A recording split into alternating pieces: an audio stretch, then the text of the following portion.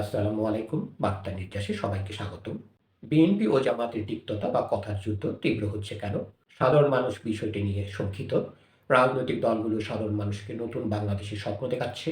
যেসব রাজনৈতিক দলের নেতারা নিজেদের ভাষারই পরিবর্তন করতে পারছেন না, আচরণের পরিবর্তন করতে পারছেন না, একে অন্যের প্রতি সহনশীল হতে পারছেন না, তাদের কাছে দেশের মানুষ নতুন বাংলাদেশ কতটুকু আশা করতে পারে? বাংলাদেশে জাতীয় সংসদ নির্বাচনকে সামনে রেখে বিএনপি ও দলটির একসময়ের মিত্র জামাতে ইসলামের মধ্যে বাকযুদ্ধ ও তিক্ততা বেড়েই চলেছে। দুই দলই একে অন্যের বিরুদ্ধে আওয়ামী লীগের ভাষায় কথা বলার অভিযোগ করছে, যা রাজনৈতিক মহলে কৌতূহল তৈরি করেছে। সাম্প্রতিককালে দল দুটির কেন্দ্রীয় নেতারা সভা সমাবেশে পরস্পরের বিরুদ্ধে পাল্টাপাল্টি নানা ধরনের বক্তব্য দিয়ে সংবাদ মাধ্যমে আলোচনায় আসছিলেন। তবে এটি ব্যাপকভাবে আলোচনায় এসেছে দুই দলের দুই শীর্ষ নেতাও সেই ধারায় বক্তব্য রাখার পর।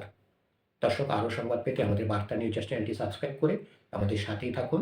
শনিবার সিলেটে জামায়াতের আমির শফিকুর রহমান বিএনপিকে ইঙ্গিত করে বক্তব্য দেওয়ার পর রবিবার ভার্চুয়াল এক বক্তব্যে তার পাল্টা জবাব দিয়েছেন রাজনৈতিক আশ্রয়ে লন্ডনে অবস্থান করা বিএনপির ভারপ্রাপ্ত চেয়ারম্যান তারেক রহমান।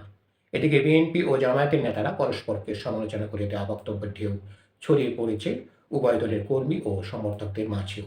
নিজ দলের প্রশংসা ও প্রতিপক্ষ দলকে ইঙ্গিত করে সমালোচনামূলক নানা পোস্ট করতে দেখা যাচ্ছে তাদের। দল দুটির মধ্যে তিক্ততা এমন পর্যায়ে পৌঁছেছে যে পাবনা, চট্টগ্রাম, ঝিনাইদহ, চাঁদপুর, রাজশাহী ও নরসিংদী সহ দেশের কোনো কোনো জায়গায় তা সংঘর্ষের রূপ নিয়েছে। পরস্পর বিরোধী বাহাস কিংবা তিক্ততার বিষয়ে জানতে চাইলে দুই দলের নেতারাই এই জন্য একে অন্যকে দায়ী করে রাজনৈতিক শিষ্টাচার লঙ্ঘনের অভিযোগ করেছেন। বিএনপির স্থায়ী কমিটির সদস্য সালাউদ্দিন আহমদ বলেছেন, আমরা যা বলছি তা ইতিহাস ভিত্তিক ও সত্য তথ্যের উপর ভিত্তি করে। অন্যদিকে জামায়াতে ইসলামীর সহকারী সেক্রেটারি জেনারেল এহসানুল মাহমুদ জুবাইর বলেছেন, বিএনপির দিক থেকে কিছু আক্রমণাত্মক বক্তব্য আসছে যা অপ্রত্যাশিত। রাজনৈতিক বিশ্লেষক ও দৈনিক নয়াদিগন্তের সম্পাদক সালাউদ্দিন মোহাম্মদ বাবর বলেছেন, সাম্প্রতিক সময়ে দল দুটি নেতাদের বক্তব্য শুনে তার মনে হয়েছে যে তারা উভয়ই একে অন্যকে ঘায়েল করার চেষ্টা করছে। তার ধারণা, এটি চলতে থাকলে ভোটের পরিবেশ ক্ষতিগ্রস্ত হতে পারে। আরেকজন বিশ্লেষক জুবাইদা নাসরিন বলেছেন, মূল বিষয় হলো ভোট টানা।